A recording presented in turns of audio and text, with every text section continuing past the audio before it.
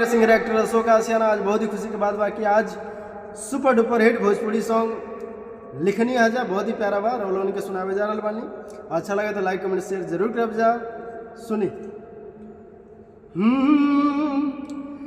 खन के कंगना कहे सजना सजना हो खन के कंगना कहे सजना सजना हो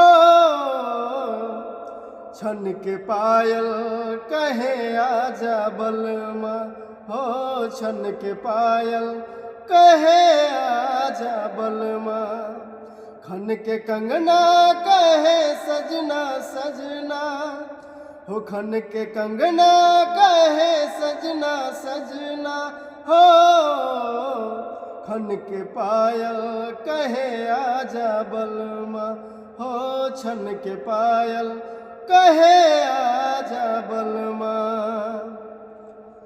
गईल तू जब से प्रीतिया लगा के हमरा के प्यार के रोग धरा के हाँ गईल तू कब से प्रीतिया लगा के हमरा के प्यार के रोग धरा के हो रोग धरा के खन के कंगना कहे सजना सजना हो खन के कंगना कहे सजना सजना हाँ छन के पायल कहे आजा बलमा हो छन के पायल कहे आजा बलमा।